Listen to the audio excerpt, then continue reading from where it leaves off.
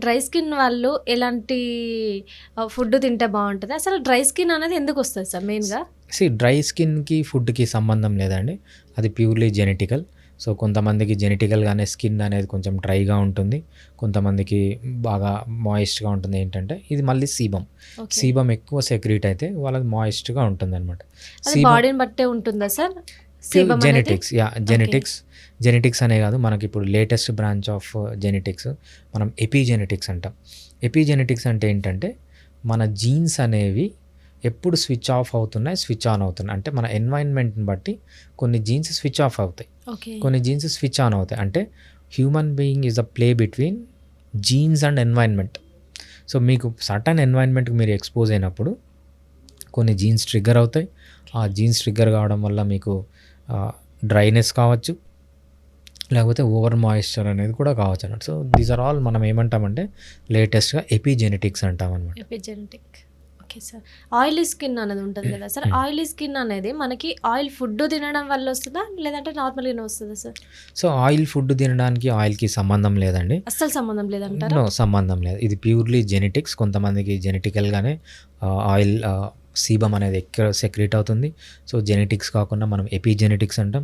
కొన్ని పనులు చేయడం వల్ల, లేకపోతే కొన్ని ఎన్వైరన్మెంట్‌కి ఎక్స్‌పోజ్ కావడం వల్ల వీళ్ళకి ఏమవుతుందంటే కొన్ని జీన్స్ ట్రిగ్గర్ కావచ్చు, కొన్ని genes switch on, switch off అంటామనమాట. ఆ స్విచ్ ఆన్, స్విచ్ ఆఫ్ అయినప్పుడు ఆ సీబమ్ అనేది ఎక్కువ, తక్కువ ప్రొడ్యూస్ అయ్యి దాన్ని బట్టి ఎక్కువ డ్రై ఉన్నాడా, లేకపోతే ఎక్కువ ఆయిలీ ఉన్నాడా అని చేంజ్ అవుతూ ఉంటుంది. అండ్ సార్ మనకి పింపుల్స్ తర్వాత డార్క్ స్పాట్స్ అనేటివి ఎక్కువ కనిపిస్తాయి కదా సార్ చాలా మందికి.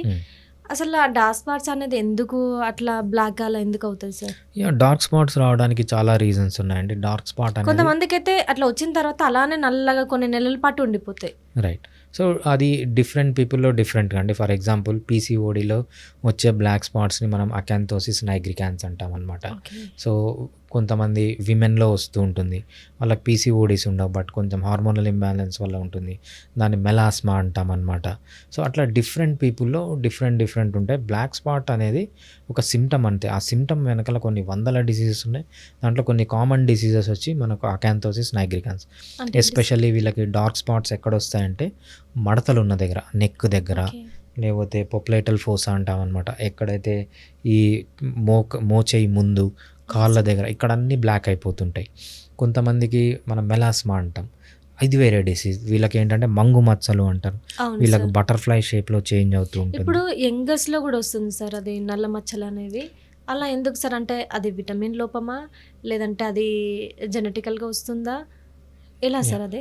మంగు మచ్చలు అనే దానికి చాలా రీజన్స్ ఉన్నాయండి. మంగు మచ్చలు కామన్‌గా ఎప్పుడొస్తాయంటే ఎప్పుడైతే హార్మోనల్ ఫ్లక్చుయేషన్స్ ఉన్నాయో, ప్రెగ్నెన్సీలో హార్మోనల్ అవును సార్. చేంజెస్ వస్తాయి.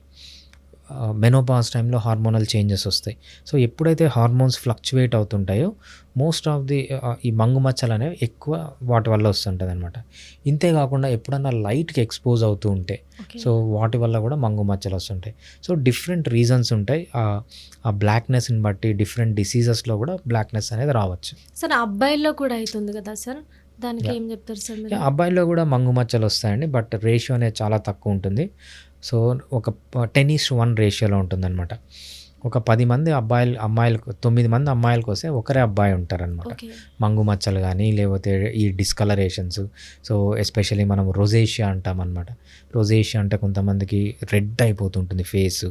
అవును సో, సార్. సో 10:1 రేషియోలో ఉంటుంది. విమెన్‌లో ఎక్కువ వస్తుంది. ఎందుకు అంటే మోస్ట్ కామన్ రీజన్ వచ్చి మెన్‌తో పోలిస్తే విమెన్‌లో ఫ్లక్చుయేషన్ ఎక్కువ ఉంటుంది. ఓకే. హార్మోనల్స్ ఇంబాలెన్స్ అవ్వడం వల్ల ఇంబాలెన్స్ అంటారా? అనకూడదు, ఫ్లక్చుయేషన్స్ అంటాం. ఓకే. ఇంబాలెన్స్ అంటే అన్‌న్యాచురల్ కిందికి వస్తుందనమాట. ఫ్లక్చుయేషన్స్ అంటే న్యాచురల్‌గానే ఫ్లక్చుయేషన్స్ ఉండొచ్చు. ఫర్ ఎగ్జాంపుల్ 30 డేస్ సైకిల్ తీసుకున్నప్పుడు ఈస్ట్రోజన్ పెరగచ్చు, తగ్గచ్చు. సో, ఆ ఓకే. సైకిల్‌ని బట్టి. విమెన్‌లో ఏంటంటే ఫ్లక్చుయేషన్స్ ఎక్కువ ఉంటాయి. మెన్‌లో అంత ఫ్లక్చుయేషన్స్ ఉండవు.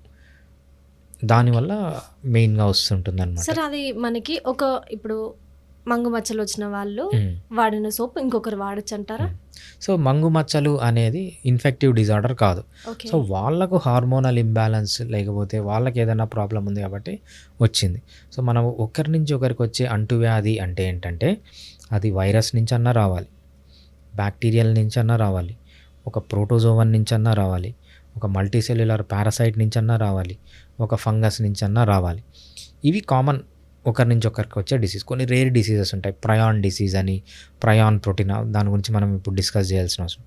ఏదన్నా బ్యాక్టీరియా అని ఏమన్నా లివింగ్ ఆర్గానిజం ఇన్వాల్వ్ అయినప్పుడు, అంటే ఇన్ఫెక్టివ్ డిజార్డర్ ఉన్నప్పుడే ఒకరి నుంచి ఒకరికి వస్తాయన్నమాట.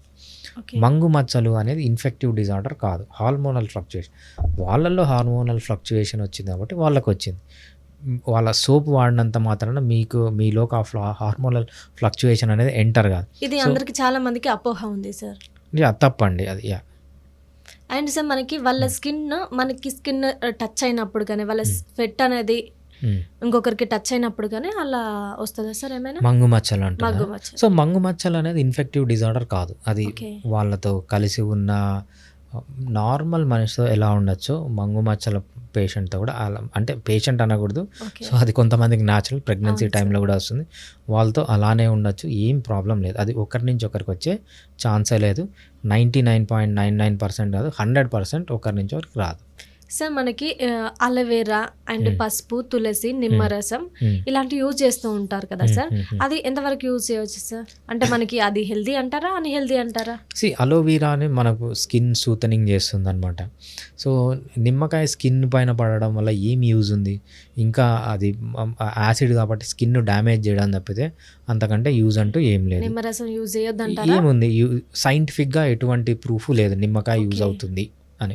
పర్టికులర్గా ఏదన్నా పాతకాలంలో అప్పట్లో యాంటీబయాటిక్స్ అంత నాలెడ్జ్ లేనప్పుడు సో నిమ్మకాయ వాడితే ఏంటంటే మైల్డ్ యాంటీ ఇన్ఫెక్టివ్ లాగా పనిచేస్తుంది కాబట్టి అని ఆ కాలంలో ఏదన్నా యూజ్ చేస్తే మీనింగ్ ఉంది. సో పసుపు కూడా అంతే, పసుపులో కొన్ని యాంటీ బ్యాక్టీరియల్ ప్రాపర్టీస్ ఉంటాయి. సో మేబీ మైల్డ్గా దానివల్ల యూజ్ ఉంటుంది తప్పితే పసుపే దేవుడు, పసుపే లేకపోతే నిమ్మకాయ అంత పవర్ఫుల్ కాదనమాట. యూజ్ చేయొచ్చు బట్ అంతగా యూజ్ ఉండదు. Fiticus Homeopathy